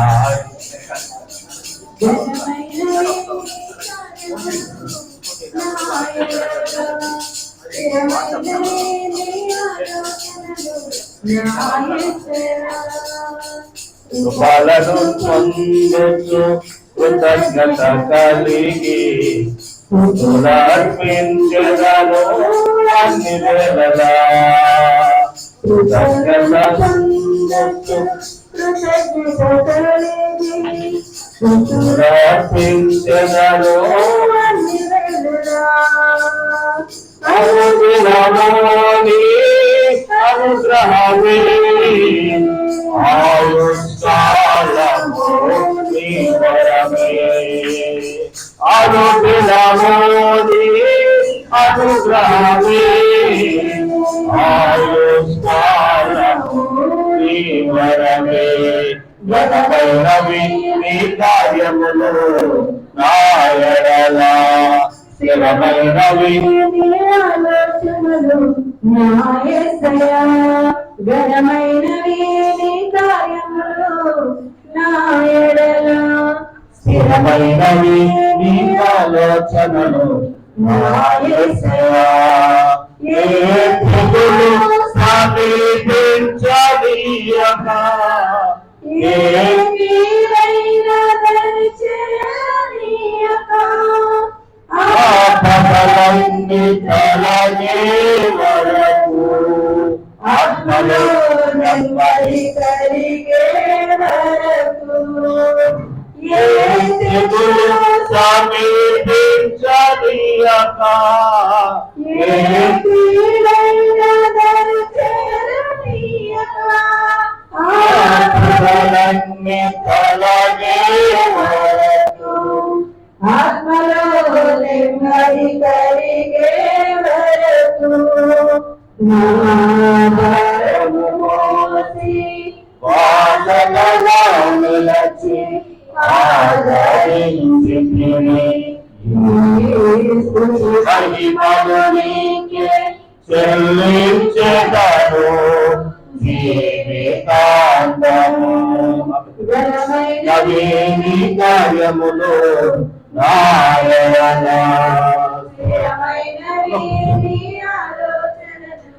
నా యేసయ్యా. నా ఎడల, స్థిరమైనవి నా యేసయ్యా. ప్రార్థనాశ్రమంతో ఈ కార్యక్రమం ముగించుకుందాం. ప్రత్యేకంగా ఆ కృతజ్ఞత అర్పణలు దర్శన భాగములు ఇస్తున్న కుటుంబాలని దేవుడు దీవించాలని కోరుకుంటున్నాను. కొంతమంది రహస్యంగా కానుకపెట్లో వేస్తా ఉన్నారు, కొంతమంది నాకు చేతికి ఇస్తా ఉన్నారు. వీళ్ళనే ఇవన్నీ దేవుడు చూస్తా ఉన్నాడు. దానికి తగిన ప్రతిఫలాలు దేవుడు మీకు మీ కుటుంబానికి దేవుడు దయచేయను గాక. ప్రార్థన ఆశీర్వాదంతో ఈ కార్యక్రమం ముగించుకుందాం. ప్రార్థన. మమ్మల్ని మిక్కిలిగా ప్రేమించిన మా పరలోకమందున మా తండ్రి, కృప కలిగిన మా ప్రభువా, స్తోత్రాలు. సకల ఆశీర్వాదమునకు కారణభూతుడైన మా ప్రభువా, మీకు వందనాలు. దేవా, మరొకసారి మరొక దినం మీ ఆవరణలోనికి మమ్మల్ని ప్రవేశపెట్టి మిమ్మల్ని ఆరాధించడానికి, స్తుతించడానికి, మహిమపరచడానికే మీరు మాకు ఇచ్చిన మంచి సమయమునకే మీకు స్తోత్రాలు. వచ్చిన బిడ్డలందరూ బట్టి మీకు వందనాలు. దీవించి బలపరచండి. ఇక రావాల్సిన ప్రజలు చాలా మంది ఉన్నారు. వారి ఎదురు కొంతమంది రాలేదు. మరొకసారి రాగలగటానికి వారికి అవకాశం దయచేయండి, సహాయం దయచేయండి. వచ్చిన వారందరూ బట్టి రావాల్సిన దేవునులు ఆశీర్వాదాలు బిడ్డలకు అనుగ్రహించండి. రేపు నుండి వారి డ్యూటీలకి, ఉద్యోగాలకి, వ్యాపారాలకి, పనులకి వెళుతూ ఉంటుండగా మీ సన్నిధి వారితో వచ్చాను. ఎవరైనా ప్రభు ఎవరి అవసరత కలిగి అక్కర కలిగి అయ్యా మీ సన్నిధానంలో ప్రార్థిస్తున్నారో ప్రభా, వారి ప్రార్థనకు సహాయాన్ని అనుగ్రహించమని వేడుకుంటూ ఉన్నాను. మేలుతో తృప్తిపరచండి. మీ కృప వారికి తోడుగా వచ్చండి ప్రభా. మీ బిడ్డలు ప్రభా అయ్యా నన్ను సతి పిల్లల తల్లులకు ఆరోగ్యాలు దయచేయండి, గర్భిణీషులకు ఆరోగ్యాలు దయచేయండి, బిడ్డలేని వారు కనికరించని వారికి సహాయపడాలి. అయ్యా చదువుకుని చదువు పూర్తయి అయ్యా నన్ను ఉద్యోగాల కొరకు ఎదురు చూస్తున్న బిడ్డలకు ఉద్యోగాలు దయచేయండి ప్రభా. అయ్యా వ్యాపారాలు చేస్తున్న వారికి లాభం దయచేయండి ప్రభా. అయ్యా అటుగానే ప్రభా ఐరన్ పని, పెయింట్ పని, సిమెంట్ పని, వెల్డింగ్ పని అయ్యా నా ప్రభా అయ్యా పనులకు వెళుతున్న వారికి సహాయపడాలి. అయ్యా నా పంచాయతీలో సచివాలయంలో ఉద్యోగాలు చేస్తున్న బిడ్డలకు తోడుకోండి. ఆశా వర్కర్లుగా అయ్యా నా ప్రభా అటుగానే ప్రభు ఆయాలుగా పనిచేస్తున్న బిడ్డలను దీవించండి. టీచర్లుగా పనిచేస్తున్న వారిని మీరు ఆస్వాదించండి. ఫ్యాక్టరీలకు వెళ్ళే వారు ఉన్నారు, వారికి మీరు సహాయాన్ని అనుగ్రహించండి. అయ్యా నేను మీ కృపను అనుగ్రహించండి. పరీక్షల కొరకై సిద్ధపడతా ఉన్నారు. ఇంటర్మీడియట్ సెకండ్ ఇయర్, మొదటి ఇయర్ అయ్యా 10వ తరగతి పరీక్షల కొరకై సిద్ధపడుతూ ఉంటుండగా వీళ్ళకు తెలివి జ్ఞానం దయచేయండి. మంచి ర్యాంకులతో పాస్ చేయండి ప్రభా. ఏ ప్రశ్నకి ఏ జవాబు రాయాలో ఆ ప్రశ్నకు జవాబు రాసి అయ్యా మంచి ర్యాంకులతో పాస్ అవడానికి మీ కృప చూపమని వేడుకుంటున్నాను. మరి ప్రభా ఎవరు అక్కడ కలుగున్నారో వారి అక్కలో తీర్చండి, వారికి ఆరోగ్యాలు దయచేయండి, మేలుతో నింపండి ప్రభా, ధన నిధులతో నింపండి, అక్కడ తీర్చమని వేడుకుంటున్నాను. మందిరం అభివృద్ధిలోనికి మీరు తీసుకురండి, విశాలతలోనికి తీసుకురండి ప్రభా. అనేక మంది నూతన ఆత్మలు అయ్యా మందిరంలోకి చేర్చమని వేడుకుంటున్నాను. మీ కృపను అనుగ్రహించండి. అయ్యా నా ప్రభా ఉద్యోగం, ఆనందం అయ్యా నా ప్రభా భక్తులో, విశ్వాసంలో, నాణ్యతలోకి మమ్మల్ని తీసుకురామని వేడుకుంటున్నాను. వచ్చిన బిడ్డలందరూ బట్టి మీకు వందనాలు. దీవించి బలపరచండి. ఎవరిని పరచండి, వారి కొరకు ప్రార్థించడానికి సహాయపడమని అయ్యా మీ కృప మాకు తోడుగా ఉంచమని ప్రార్థన చేస్తున్నా. విదేశాల్లో ఉన్న బిడ్డలను కాపాడండి ప్రభా. అయ్యా నా ప్రభా రావాలనుకున్న వారికి సహాయపడండి, వెళ్ళాలనుకున్న వారికి సహాయపడండి. అక్కడ ఉంటున్న వారు మీరు కాపాడు ప్రభా. మీ కృపను అనుగ్రహించండి. ఎంత వాతావరణాన్ని మీరు అనుసరించే మీకు వందనాలు. మరి లేవకుండానట్లు సహాయపడమని ప్రార్థన చేస్తాం. అయ్యా నా ప్రభు మీ కృపను అనుగ్రహించినందుకే మీ స్తోత్రాలు చెల్లించుకుంటున్నాం. మమ్మల్ని అందరూ మీ చేతికి చెప్పుకుంటున్నాం. మీ కృప మీ కాపుదల దయచేసి మహిమ పొందమని యేసు ప్రభువు పేరట స్తుతించి కనపరిచి అడిగి వేడుకుంటున్నాము తండ్రి. ఆమేన్. మన తండ్రైన దేవుని ప్రేమయు కుమారుడైన యేసు క్రీస్తు వారి కృపయు పరిశుద్ధాత్మ అన్యోన్య సహవాసము కాపుదల దీవెనాస్తుదాలు ఎప్పుడు ఎలా ప్రభుత్వం సదాకాలం కూడి వచ్చిన మనందరికీ నిత్యము తోడైన కాపాడి దీవించి నడిపించను గాక. అందరి కొందనాలు దేవుడు మనం దీవించను గాక. ఆమేన్.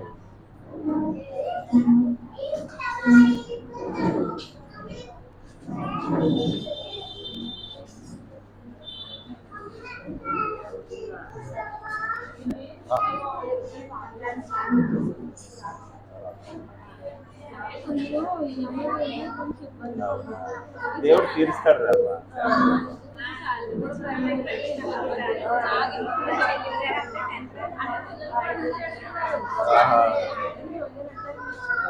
అవును, ఈ క్యాన్సర్ కేసులకు ఇస్తాను, ఏదో చిన్న ఇస్తాను, అందరికి ఇచ్చేద్దాం.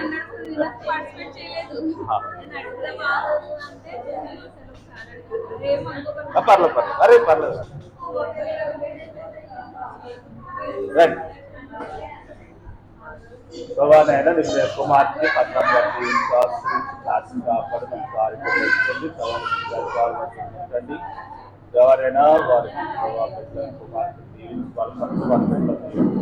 అమ్మగారు ఆరోగ్యం ప్రార్థిస్తున్నాం.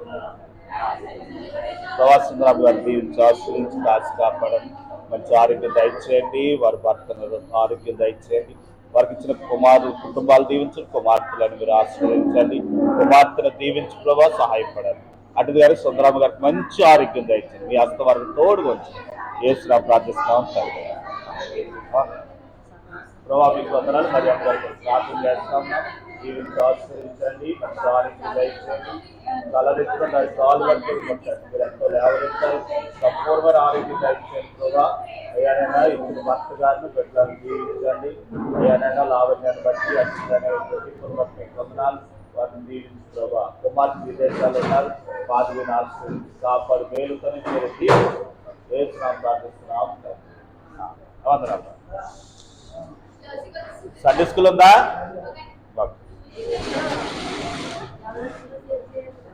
ఎవరిని అమ్మ వందనాలు రా వచ్చాయి. ప్రభా మీకు వందనాలు, మీ స్తోత్రాలు అయినా ప్రవీణ కొరకు ప్రార్థన చేస్తా ఉన్నాం. దీవించాల్సిన కాసి కాపాడు, పేరుతో తృప్తిపరచండి. మీరు ఇచ్చిన చక్కనైన ఉన్నతమైన ఉద్యోగాన్ని బట్టి మీ స్తోత్రాలు. దీవించి బలపరిచి పేరుతో నింపండి. వారి భర్త గారిని రక్షించండి. నేను మీ కృపను అనుగ్రహించండి. ఇచ్చిన కుమారుడు బట్టి మీకు వందనాలు. బిడ్డలను దీవించండి, మంచి ప్రయోజకులుగా చేయండి. ఎవరినైనా వారి చదువుల్లో తోడుగునండి. మంచిగా చదువుకొని ఘనత కీర్తి తెచ్చే బిడ్డలుగా మీరు చేయండి. ప్రవీణ ప్రయత్నాలు సఫలతను దయచేయండి. వారు చూపుతున్న మీ పట్ల వారు చేస్తున్న త్యాగపూర్వకమైన కార్యాలు బట్టి మీకు స్తోత్రాలు నిండారుగా దీవించి మీరు మహిమనందుగా యేసునామ ప్రార్థిస్తున్నాము తండ్రి. అవలేదు రమ్మా, ఈ వారం అయిపోతుంది.